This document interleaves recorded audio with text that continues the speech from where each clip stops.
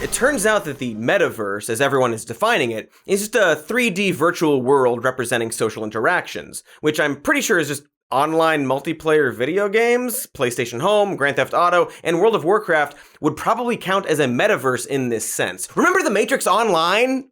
No? Well, it looked neat-ish, and I guess the only reason we're talking about this again is because of new technology like the Oculus Rift and other VR and augmented reality glasses. In theory, we're going to be able to enjoy these 3D spaces a bit more if we have the ability to experience them in VR, something that a lot of people with absolutely no hard data seem to predict will be a booming industry. But as of right now, the clearest estimate says that only about 60 million people currently use VR, and that's not even people who own a headset, just people estimated to have tried VR at least once per month. This estimate goes on to say that only 6.1 million VR units will be sold in 2021. Here's another article saying that Oculus specifically sold between 5.3 million and 6.8 million VR devices in 2021. Again, everyone keeps saying that this number will grow, but just so we're clear, there were people saying that Google Glass was going to make billions of dollars by 2018. So again, just guessing. But here's the thing. VR is actually pretty neat and has advanced quite a bit since the days of Virtual Boy. It's not a fad like Google Glass was and will probably get more popular in the coming years. But there's still a lot of guesswork when it comes to technology that people have to wear on their stupid bodies. Not sure if you've been paying attention the last few years, but people don't love wearing stuff on their faces. The smart money is almost always on people rejecting gizmos like smart glasses and high-tech shirts and talking butt plugs and stuff like that. In exceptions like the Apple Watch, it's still a growing but niche market. And what Mark's bro Zuckerberg and others like him are proposing is a world where people would be spending long periods of their day shopping and working in this metaverse reality. Imagine if you could be at the office without the commute. You would still have that sense of presence, shared physical space, those chance interactions that make your day all accessible from anywhere. Ah, sweet! Crowded office simulator! That's just what we want. So in that video, a man is able to put on a small pair of glasses to enter this metaverse. This is the augmented reality promise of Facebook's Project Nazare. And heck, that would be really cool for activities that perhaps aren't just centered around work. After all, we sure did love catching all them Pokemon freaks. Except the video goes on to very quickly include this later in the demo. There's a lot of technical work to get this form factor and experience right. We have to fit hologram displays, projectors, batteries, radios, custom silicon chips, cameras, speakers, sensors to map the world around you, and more into glasses that are about 5 millimeters thick. So we still have a ways to go with Nazare, but we are making good progress. So, not exactly a thing that actually exists. It's sort of like if Steve Jobs announced the first iPhone by getting up on a stage and showing a drawing of a rectangle. Apps go here scribbled on it, a little arrow pointing to the screen that was drawn. But let's just assume, for the sake of not being bogged down by details, that they eventually nail the technology side of this. And in just a few short years, people will be able to wear customizable glasses that allow them to see the world through augmented reality, coupled with lightweight VR headsets, so that they can also exist in this fabled metaverse. Let's say it's as safe for kids as anything else is, and as affordable as a smartphone. Without all those limitations, would people be into the metaverse? The answer? Who in the shit knows for sure? As I noted at the top of this video, predicting the future is just throwing out guesses. And I think it's just easier to assume something will become popular.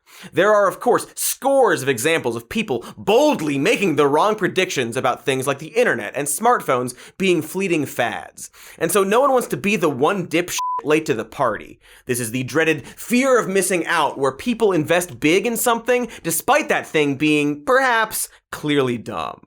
Because no one wants to be the person not buying Apple stock in the 80s, and we're gonna get to that as it pertains to the metaverse for sure. But if you want to hear this Cody's opinion on it, well, here's what I think. You have like a cool space. I zip through a cyberspace, you know, so, like Cody's Nodies graphic where I make predictions about the future. Hello? Is anyone? Fine. Here's my take. The technology of the metaverse, as in augmented and virtual reality, is clearly a thing we want and have wanted since mankind looked to the stars of the film Demolition Man. Remember that VR sex shit?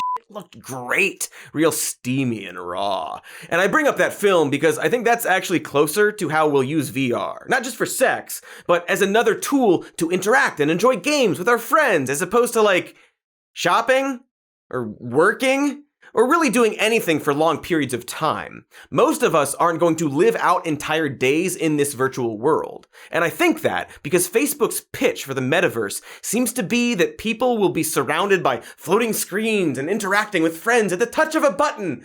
But that's, just what reality already is. We have the internet in our pockets.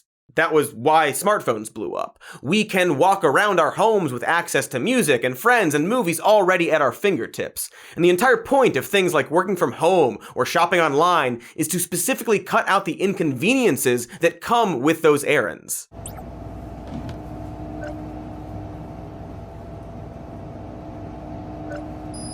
Now, for the record, that now viral video is actually from 2017, which speaks to the fact that this version of the metaverse has been around for a very long time and is actually a stalled concept.